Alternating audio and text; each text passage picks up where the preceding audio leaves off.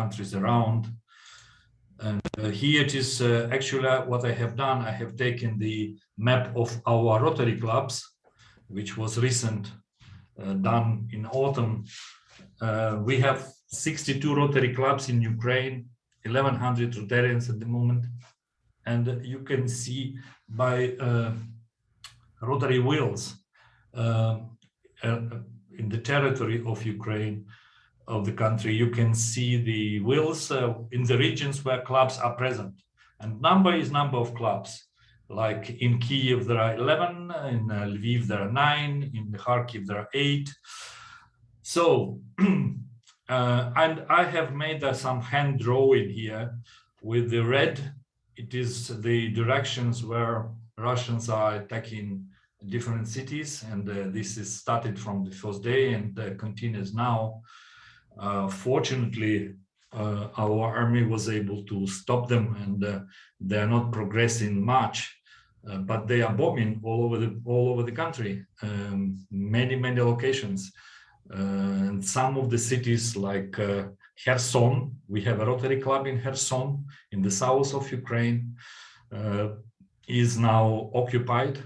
It's a city of Melitopol. I have relatives in this city, and it is also occupied. It's here somewhere. Mariupol is also blocked, not occupied yet, but you have seen the pictures that it's practically, we can call it Aleppo of Ukraine, because it's bombed so heavily. So many buildings are destroyed, and it's impossible, because of the position of Russians, impossible to deliver goods there and impossible to take people out of there. Of the city. This is crazy, really. They just want to destroy these people and this city at all. This is how it looks. So by blue arrows, you can see where the goods are coming, because we created coordinating committee. Part of it is more concentrated on local issues like distribution of what we have collecting here and what we are getting from our help from different countries. And we call them hubs, let's say. We have such a hub, and it is a major one between Poland and Lviv, let's say, area. And this is, you can see, do you see it? This arrow? Yes, we do, yep. This is a major hub, I would say, because first of all, through Lviv to Poland, right now, according to evaluation, already about close to 2 million people went, and close to 1.5 million at least are already in Poland, escaping from this horror. Another hub is in Uzhgorod, receiving goods from both from Slovak Republic and from Hungary, which are bordering next to Uzhgorod. Another good hub is from Romania side, between city of Rahiv in Ukraine, in Transcarpathia region, and this is exactly. Okay, we were in Uzhgorod, met, I think, with Roland. It was in Uzhgorod, but a little bit further in, it is another hub which is doing a lot. It's a small Rotary club, but they're doing a lot of work. Another hub is between Suceava in Romania and Chernivtsi in Ukraine. And also, it is a city, Izmail, in Odessa region. Rotary Club is very active there, and they also established a hub to get goods from Romania side, Moldova side, and to distribute them to the south of Ukraine. And by hand drawing, these are the streams of these goods through the country. We are getting them. We have already rented some storage facilities in Lviv, in Chernivtsi, in Uzhgorod, and also we have already some storage facilities in the city of Kiev, in Poltava, in Kharkiv, in Dnipro, in Zaporizhia. So, and we are streaming in Cherkasy also, and we are streaming by different means, mostly minibuses, as a transportation, but also some big trucks. But it will come further. Maybe at the moment we were able to collect many stuff locally in the western part of Ukraine, despite for your understanding, current evaluation that from 40 million people, around 43 million people living in Ukraine, at least 10 already moved from there. They're already IDPs, internally displaced persons or refugees to other countries. And from these 10, about 3 million are already abroad. And about 7 million, they are in this Western Ukraine, this not very big area, actually. It's Lviv area, Lviv Oblast, Zakarpattia, Transcarpathia region, Ivano-Frankivsk Oblast, Chernivtsi region, Ternopil Oblast, and people are concentrating. And actually, this is practically equal to the population of this oblast. I calculated recently, so practically in the Western Ukraine, already double of the population at the moment, which obviously increases the load to the for food distribution, for many other things needed.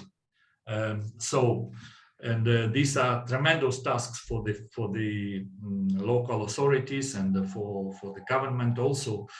Rotary is participating in we are in very good contact in many locations with the local authorities and exchanging some goods we receive on Rotary storages. We give to them what they need. Some goods we need for Rotary clubs, which are ordering exactly what they need to deliver to people. We are taking from local authorities and deliver to Kharkiv, to Zaporizhia, to Chernihiv. Despite it is not fully blocked, Chernihiv can get some goods at the moment. So this is how we operate. And at the moment, we have established. Definitely, we thanks very much to Rotary International for establishing disaster relief fund to help Ukraine with global grants, which is now available already for Ukraine, and we already applied for 2. The maximum is $50,000, and we already applied for the first and immediately prepared and applied for the second, because the needs are big. Also, we know that our friends, Rotarians in Poland, Rotarians in the Slovak and Czech Republic district, in Hungary, in Romania, they also can apply for these grants, and they are doing this. This is now starting to work, let's say, as a systematic response to this humanitarian situation. On the other hand, we know how many the Rotarians in these countries which are neighboring Ukraine and also in other countries are doing to locate, to give some hostilities, to give some necessary supplies to refugees there. These 3 million who already escaped from Ukraine.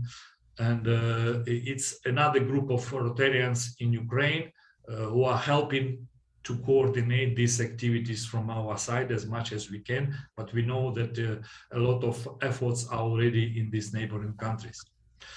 We also have established our special accounts because we understand that these grants, these require some systematic approach and very, very good approach to control and to coordinate. There are strict requirements to these reports and so on, and we follow, no problem.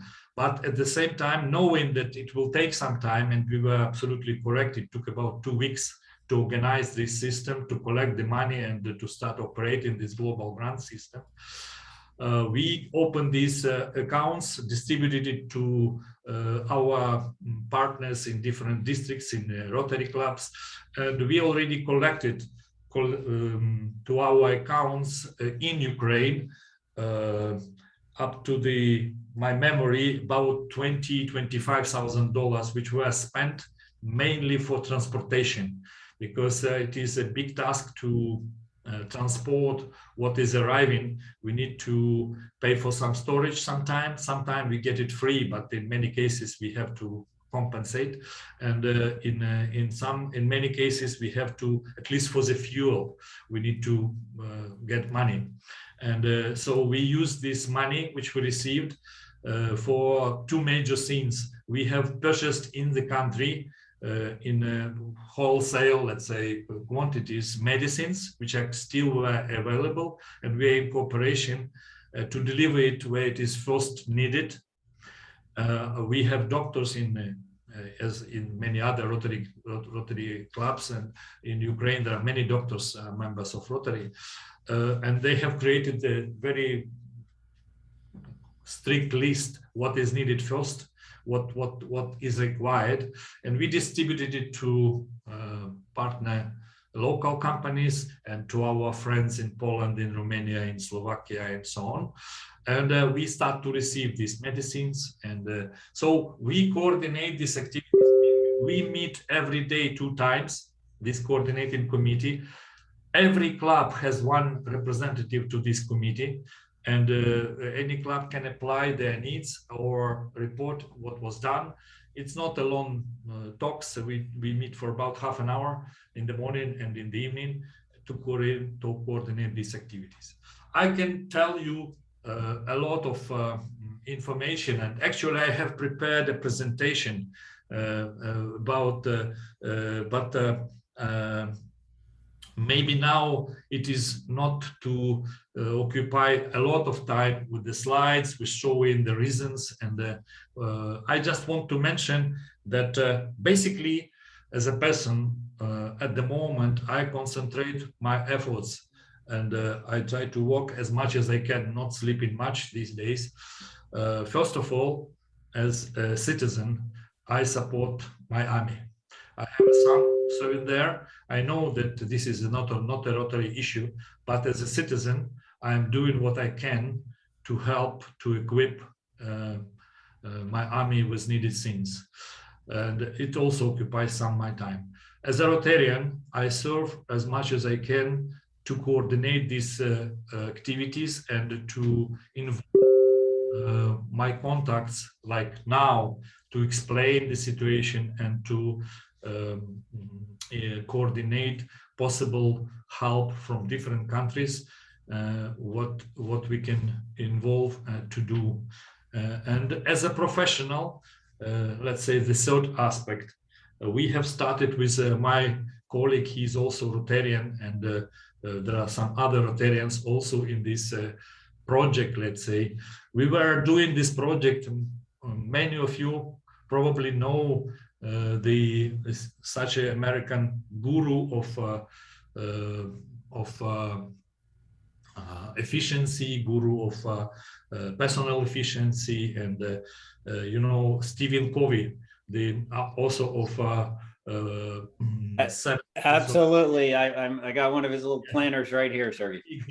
Exactly. So, and 2 years ago, together we started to promote this this approach, to learn it in the schools as a habit. And suddenly in this situation, we see that it is not possible to do as a business.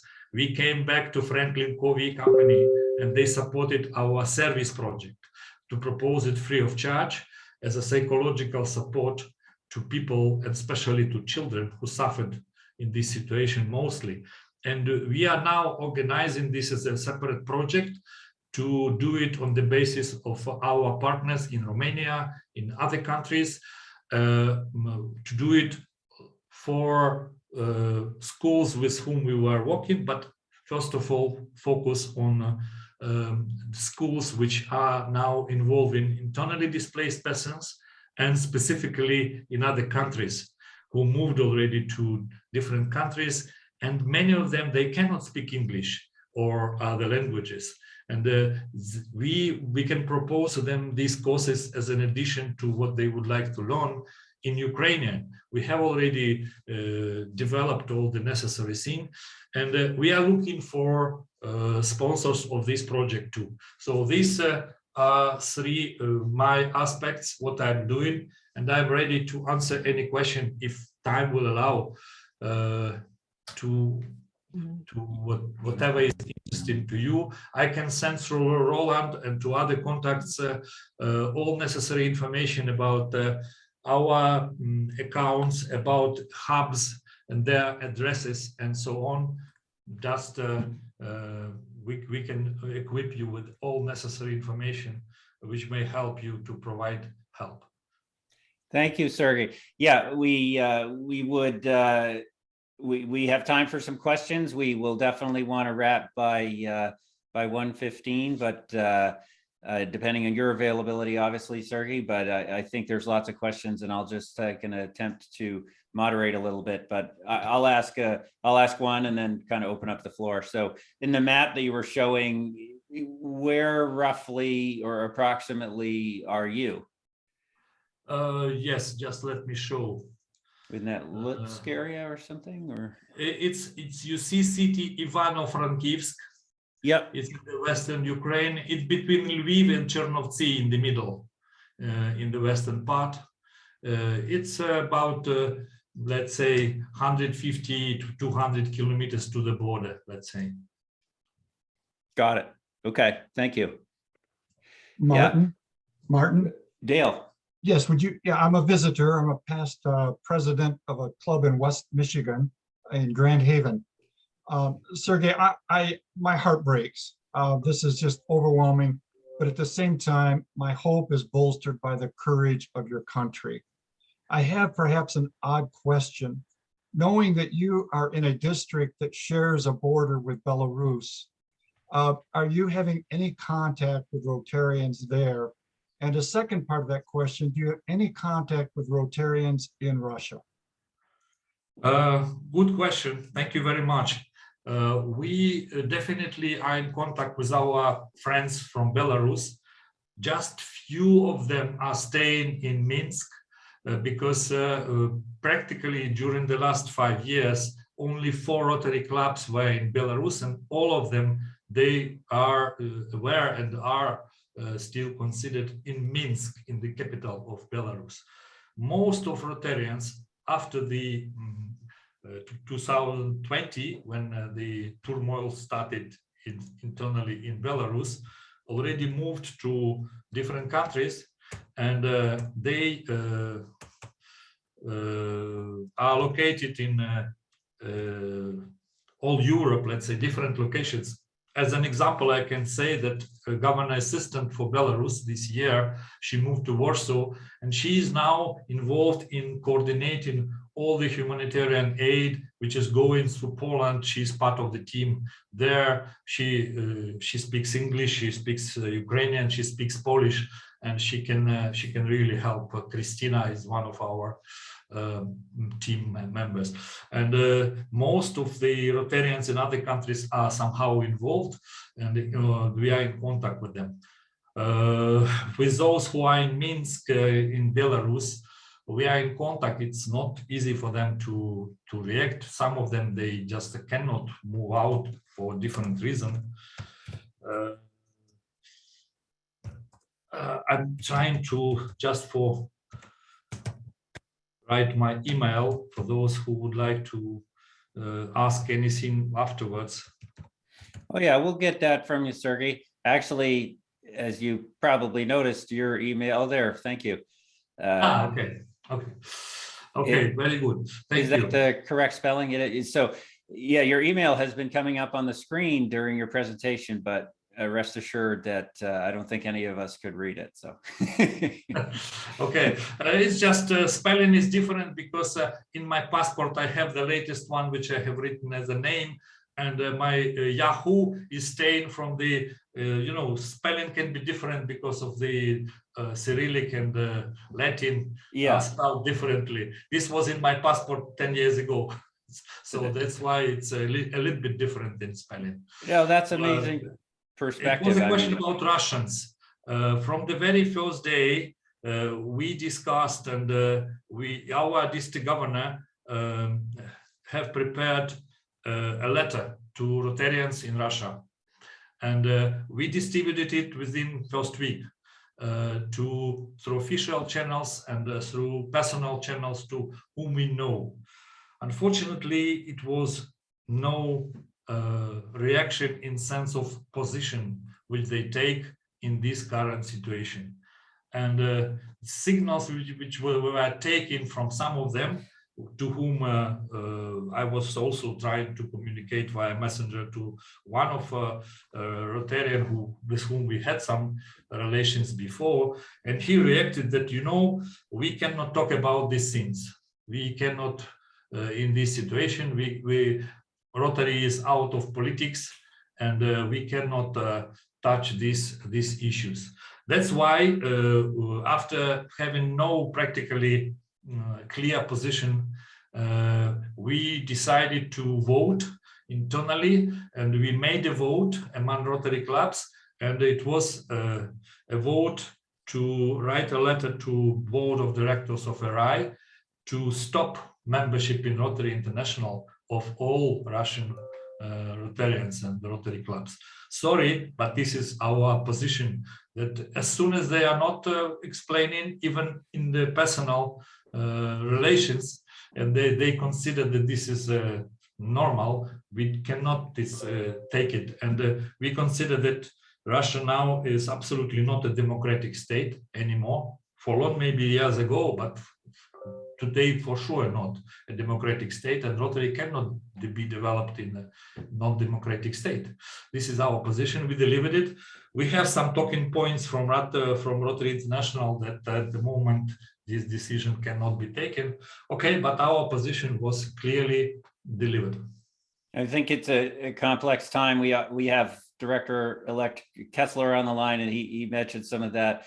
I mean, and I think we're in a place where we just want to help, and we see here, and speaking from an American perspective, I know we have guests from all over the world on today, but we hourly see the crisis, and it's unimaginable to us, to think where I live in a very rural area, in the town of Biddeford, and the town of Augusta is about the distance away from the fighting that you are, which is just incredible.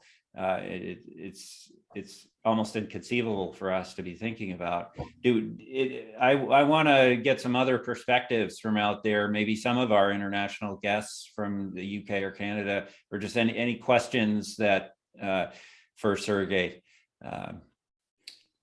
Melissa, I see that you have one. I do. Hi, Sergei. I'm so happy to see your face. Just wanted to ask about what types of help that you might need. If you need people as well as funding, I mean, is there a need for more volunteers, or what is it beyond the funding piece that might be helpful? Thank you, Melissa. Nice to see you too. Now, I'm really happy to see all of you, friends. Yes, what is really at the moment one of the things which we were focused so far was medicines, because many people are suffering from these different wounds, getting them from bombing, from different situations when they are having and they were not prepared. And what is missing in most of the situation, especially the rescue, they are prepared to fire rescue, but they are not prepared from bombing before, and they cannot give proper help, first aid, because to stop the bleeding, you need to quickly if it is some of the, how it is called in English, to stop the blood, you need to block the circulation of in the arm or in the leg. Yeah, yeah. And for that, you need such a thing, for example, like tourniquet. I don't know, now I have learned very well what it is. We even have organized the production of it locally. I mean, something like that, because we were missing many of them. Now, through the society, we are now, our doctors are members of the fellowship of Rotarians doctors. I mean, and they immediately signaled, and we already are expecting to get thousands of such tourniquets to distribute them to different locations which are suffering. But also important are not only this device, but also special medicines to put them to the wound to stop bleeding. And this is needed for many people who are suffering. We are looking now, because it's not possible to get it in Ukraine. We even before we were getting something like this from importing them from different countries. So we are asking our friends in Poland, in other countries which are neighboring, to deliver these things. So this first aid, and we have created the list, our doctors created the list, a special list for first aid medicines, another list for special medical equipment, most needed in this time, because I don't remember now the exact number, but it's possible to find how many hospitals were destroyed, how many schools were destroyed, and so on. And people need some help, and they need equipment, and so on. So this is also another list, and we have another list for just general medicine. So with medicines, it's already in the way of we are already asked. It's already something is already found on the way. We know about some transportation already going on. Further needs were for people who are in hospitals or where they receive this medical support is needed. Sanitary, you know, these diapers, the all different stuff. This is which is now needed in more quantities than before. Another need is actually some food, but food not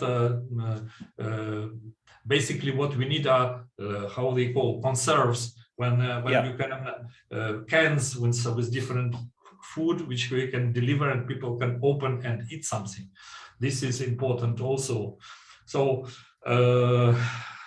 do you have those lists, Sergey? Will you, if you haven't shared them with Roland already, get them to us? I will try to, if I can do it, I can try to the chat. Okay, you can email afterwards. It doesn't have to be fancy. We do have a wound or trauma care company actually here in Maine that I have some connections to, and I'm sure many others do as well. I want to keep getting the questions in while we have time. Ingrid. Yep. If you would go ahead, Ingrid. Thank you. Your words have touched my heart today, beyond all emotion. And we are governor classmates, actually, 2018, 2019. So what I wanted to ask you is, my home club has donated more than $20,000 to various agencies, to Shelter Box and to the Disaster Fund. I want to know if you have ready access to those funds. And secondly, is there another way that we can support you by sending directly from personal donations to one of your agencies or clubs? Thank you, Ingrid, for good question. Yes, we do have some contacts with representatives of Shelter Box. I think their support is on the way. It's not yet arrived to Ukraine. As I told, Disaster Fund already opened possibility for us to apply for global grants, and we did it already. And we will be able to use it in the near weeks. We expect the money to come this week to us, the first grant, and the second maybe next week.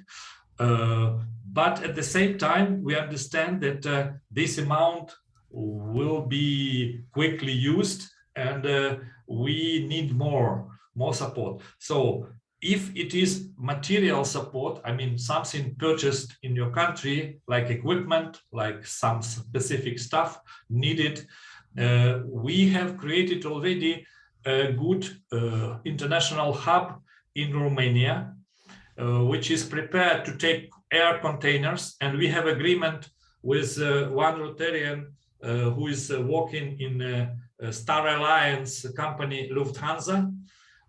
They agreed that humanitarian aid could be taken from the US or Canada and delivered free of charge to Romania, and then it could be transported to Ukraine. So this is also a possibility to take something what is needed and deliver, and we will get it. It's all possible to coordinate. And as I told, we have our funds for money funds. We have our accounts in Ukraine. Bank system works perfectly in Ukraine. We can convert our money. We have 4 currencies. We have US dollars. We have euro account of our district. We have the British pound and Swiss franc. So we can receive this money, and it is next day when we receive it, we can have it in local currency and we can spend it. But also, as soon as we want to purchase something, and sometimes it is not easy to quickly coordinate. We opened, our friends in Poland opened our accounts in Poland. So we have our district account in EU, in euros and in dollars. So and this is also available. I can send all these accounts because some of the stuff we are already thinking to purchase directly, which is not available. We purchase and we organize delivery. Okay, while we are waiting for expecting other stuff to come, we can react as soon as we can. Please share those accounts with all of us. Thank you. Yes, thank you, and great question. Marty P. Kelman. Thank you very much, Marty.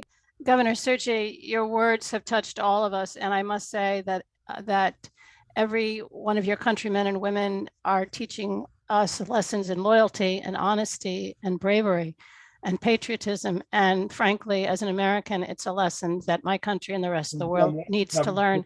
My question to you is, in listening to your presentation, I am so totally impressed at how organized the Rotarians are in Ukraine all the time, that you're trying to do so much else, support the army and keep your families alive and so on. Is this a month is a long time for a war to rain down, but it's a very short time to plan the logistics that you're talking about. Has this been a plan that's been in the works for some time, let's say since 2014, or have you done all this in the past few weeks?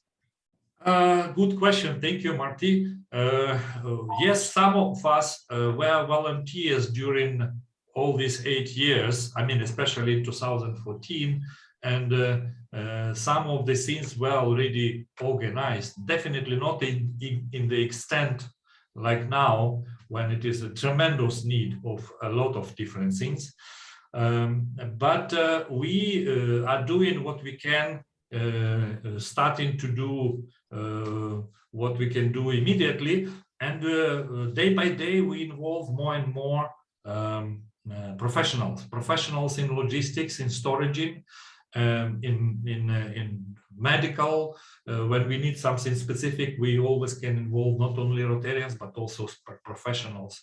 And I can say that despite this situation, which is now in these 3 weeks, the membership in our district had grown.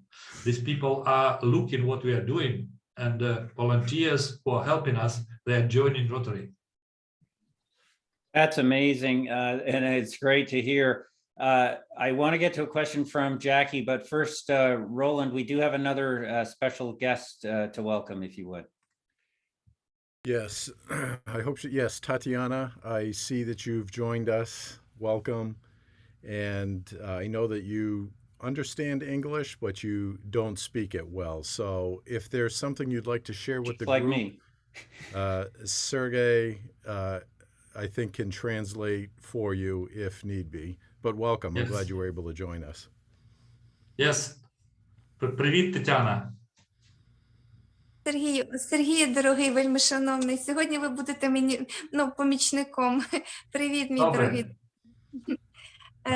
Привіт, Тетяна. Це можна зараз ще сказати їм, так? Так, вони пропонують, а я перекладу. Сергій, по-перше, я дуже вдячна за те, що мене запросили на цю зустріч. Надзвичайно вдячна і рада бути присутньою серед такого поважного товариства. Tatiana would like to thank you for, first of all, for the invitation for such a wide and big number of people, Rotarians meeting. Thank you. Я хочу подякувати всім ротарійцям, які виявляють таку повагу до нашої України і стільки надають допомоги. Thank you also for the support and help you all are doing or planning to do. Thank you in advance even. Thank you for all support you are providing to our country, to our people. Особливо подяку я хочу висловити від своєї сім'ї і від своїх дівчаток-сиріт Роланду, який взяв над ними опіку і допомагає їм. Низький уклін і дуже-дуже велика подяка. A special thanks to Roland for taking care about girls who are from the family of Tatiana, and he is helping to take care about them. Thank you, Roland. Сергій, і ще хочу зазначити, що все сказано, не знаю сказати вами чи тобою, Сергію, я цілком підтримую кожне слово, що було озвучено, бо я добре розумію англійську, тільки не розмовляю нормально. Все підтримую, точно це, ваші висловлювання, це є, як то кажуть, від серця і від мови йде. Дякую, Тетяна. And Tatiana confirms she understands English but cannot speak, so she confirms that what I said, and she is with me with all the messages I delivered already, so she confirms what was said. I just want to mention that Tatiana зараз в Ужгороді, Таня? В Ужгороді, так, я не покидаю цю місцевість поки що. She is located in the city of Uzhhorod, which is on the border. It's in Ukraine, and it's on the border, next to the border with Slovakia and with Hungary. And she is involved in helping in transferring all these goods. Wonderful. Thanks for being here. I'm aware that we're running a little bit over time, but those that are hanging on, I think if it's okay with you, Sergi, we'll take a few more questions, and we have one from Jackie. Yes, please. Thank you, Sergei. Thank you for coming to talk to us, and well done you for all the work that you're doing. We kind of feel we ought to be able to do more, and it's frustrating not to be able to. Oh, excuse me. One thing that I just wanted to ask, which is really relevant to the UK particularly, so I apologise to everybody that's not joining from England, but we've been told that we can help refugees by having them in our homes. The difficult thing is we have to have the details, their names and addresses and their contacts, and they have to have ours. I've really struggled through Rotary International to get those links because we've many people in the UK said, yes, we would host any refugees for the next 6 months, 12 months, 18 months. But we need to have some names and addresses of people that we can link up with to offer that. And I wondered if that's something you might be able to help with. Thank you for this question, Jackie. Yes, by the way, maybe you know, maybe not, but just 2-3 months before this war started, we were discussing with the leadership of Rotary in Great Britain and Ireland to create an inter-country committee between Ukraine and GB&I. And it's, I think now, it has started to work actually like a provisional committee. And in any case, we are collecting requests from first of all, from people we know, from Rotarian families, because men are now are in the country, but their wives and families are going out in many cases, and they need some location support. We are collecting these needs, And yes, you can send me the proposal, or let's say offer what is possible, and we will distribute to certain families which are willing to stay in UK and for time needed. We hope it will be decided within months, but we don't know how long it may take. That would be fantastic. We really appreciate that, because we really want to help. And we feel at the moment that with everybody worrying about data protection, they're not allowed to pass on names and addresses, that we need that personal contact. So yes, please. Yes, please. I'm open, and I will forward it to. We have a special people taking care about refugee support, and we can organize Rotarians, non-Rotarians, different. We get different requests. Fantastic. Yeah, it's nice to be making those connections. Robin, I do see your hand. I wanted to get to a question from Brenda and then Nasri, if possible. Go ahead, Brenda. Just a quick comment. You know, the world is watching, and if there's anything we can say to everybody here today is just thank you, Sergi, for sharing your story. Thank you for being here with us. And I know that what we see on TV cannot truly capture what the Ukrainian people are facing and the pain that you're facing every day. But know this: we are Rotarians, and we will be here for you, even though we have been working from the start, and we will continue to work to support you in any way we can. So bless you all. Thank you, Brenda. Brenda's our Thank you, president. Brenda. Thank you very much. She's our president-elect, and Nasri, I would love to hear from you. We had Nasri as our guest over the summer, or last summer. Go ahead. I appreciate your affectionate speech and about what's happening in Ukraine and to Ukrainian people due to the destruction and all the, the result of the war. Last year, I visited Bedford Sacco Club, and Marty asked me to say a few words at the beginning, as a prayer, and I prayed for the unity of Rotary clubs in the world. I am a bit surprised to what you said, your interaction with the Russian Rotary clubs.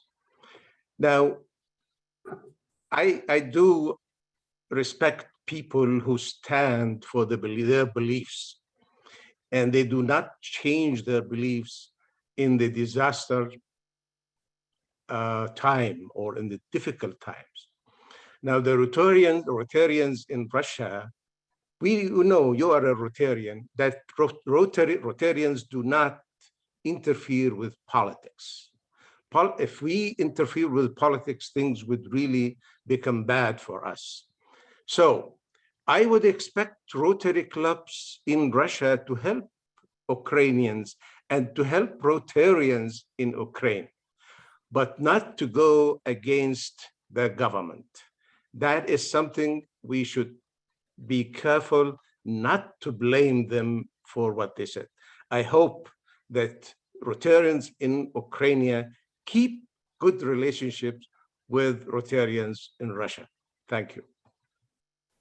Thank you for your comment, Professor Nasri Ravadi.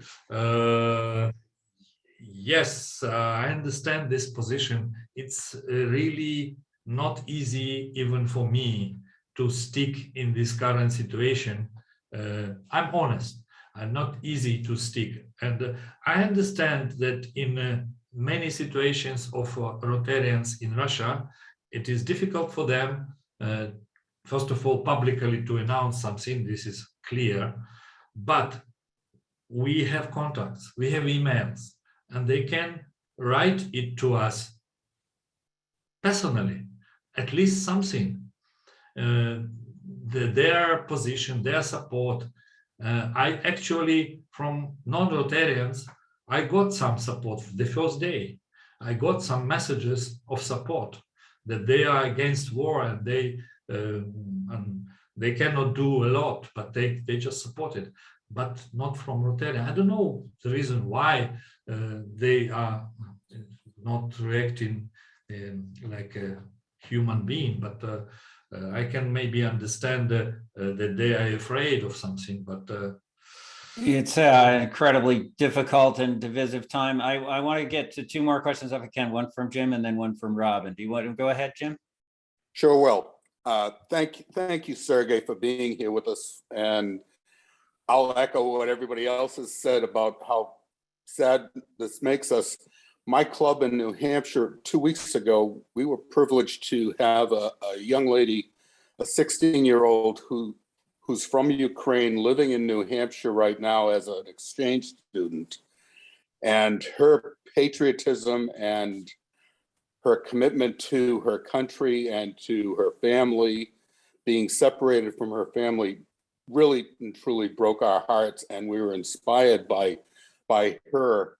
But my question I wanted to ask you is that I know that Ukraine is dependent on agriculture for most of your economy.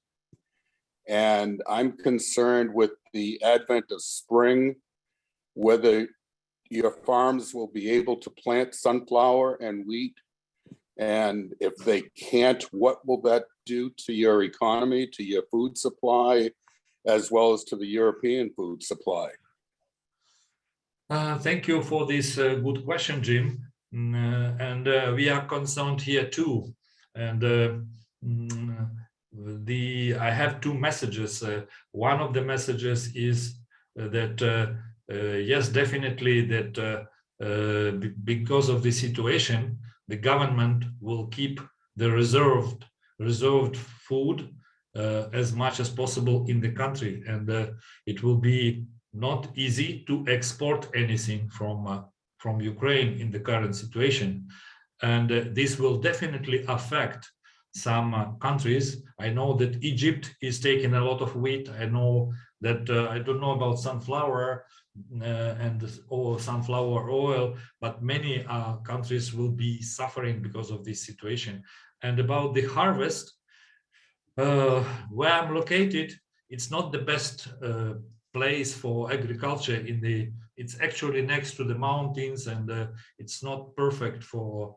We have excellent land in Ukraine, which are in the middle and in the south, which are very rich and a lot of soil in it.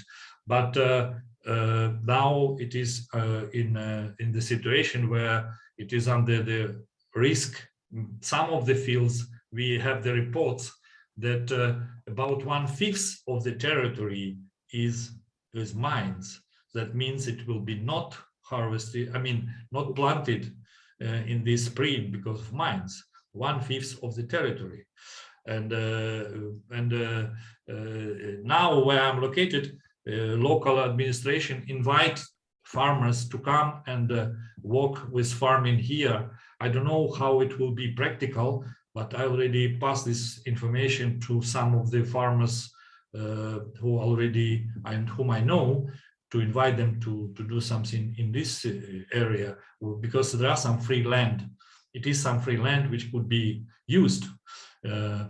Let's see, but effect will be definite that the agriculture, which is very strong in Ukraine traditionally for years, and this will be not the best year for agriculture this year, for sure. Yeah, tough times. I want to go to a question from Robin and then to Tatiana for a closing thought. Robin. During the Balkan War, we looked after children who were sent over from the war to have respite. Do you think this is a good idea for some of the children who might need just respite and then go back home again, having had sort of a normalization, if you like? Not sure I have understood well. You mean these children who are in the orphanages, or which children? No. They came from families who whose parents had been in part of the war or whatever. But you mean children alone? Yeah, to come for respite. away from the thing and then go back again? What I know from, because a member of my club used to be the ombudsman for kids' rights and in Ukraine, and I talked to him, and he is saying that some of the orphanages, they need to be relocated, the children from there, because they are on the territory which is affected, and they have or no place where to stay, or have danger to be affected by the war. So it is already done. And I know that normally ladies are coming with their kids, and in some cases it could be a possibility that a child alone can be sent, but I don't know the whole legislation around it. It may be the possible way also for some of the, because I know that in some of the cases both in the family go to army, man and wife, they both go to some, or to volunteers or whatever, and they may decide to send children to stay some time with their other family abroad. Maybe, I don't know if this is a possibility. Giving them a holiday from war. Yeah. Holiday. Maybe we have such experience, Robin. We were sending some the children of victims of this war of 2014 starting, when we had some families which lost the men, and we were collecting groups, and they were going for 2 weeks to Poland, to Romania, to some other countries, to stay like for a bit psychological rest and rehabilitation, and to allow their moms and their families to rest a bit, also in the without children, because they were on the trip. So, and this worked very well. So this is definitely a possibility during the summer, especially, which is coming, and maybe even now, because the classes, they try to organize the classes on the distance, but not in many cases it is easy to do. My wife is a teacher. Well, thank you for that, Robin, and maybe we will be able to set that up. I'm sure that many here would be happy to help. So I want to thank everybody for just an amazing discussion, and Tatiana, I'm wondering if we could ask you to just give some closing thoughts and any message you'd like to send to all of us to be thinking about, and your perspective and thoughts on this discussion. Таня, вони запрошують тебе сказати на завершення декілька слів, їм якісь думки, або ну що захочеш сказати, скажи, а я перекладу. Таня, ти чуєш? Сергію, чую тепер, мене чути. Сергію, за хвилинку не знаю, що сказати. Ще раз хочу кожному подякувати за те, що вони підтримують і думками, і фінансово, і все з нами. Вони, ви не уявляєте собі, скільки мені цей Роланд може допомогти. Скажіть, що ми також відчайдушно працюємо. Сьогодні от за 2 дні ми змогли таку річ зробити, як допомогти гуманітарним вантажем для Маріуполя. Казали, що це нереально, і це взагалі просто нонсенс, і хай я залишу ці думки. Але ж у нас виходить.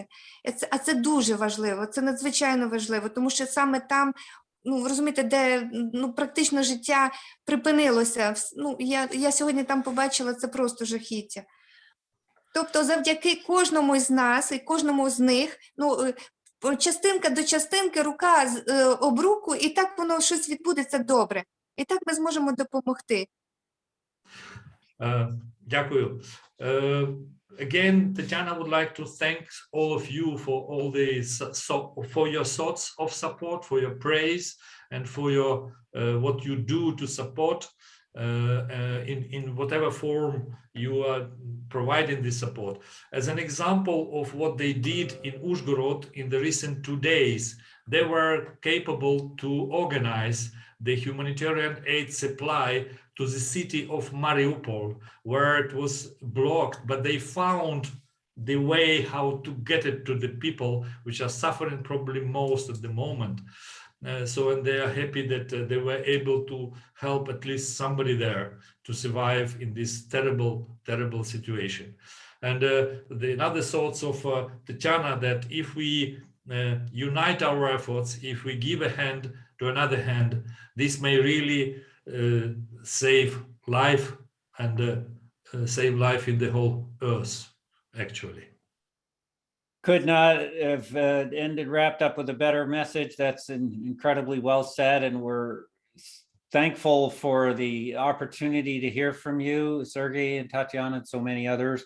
And we'll be circulating a lot of information and looking for ways to help.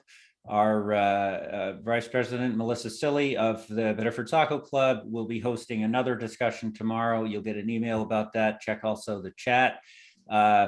And our Biddeford Saco members, we will be back in person. I don't want to make everybody jealous, but you're all welcome to join us next week. We'll be back in person at Dizzy Birds, which is the local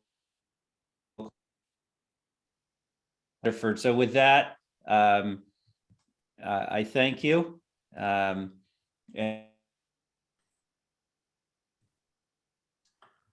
Sergey. I'm sorry about I broke up there briefly. So I'll wrap the meeting there. I hope we can convene again. We wish you all of the love and strength that we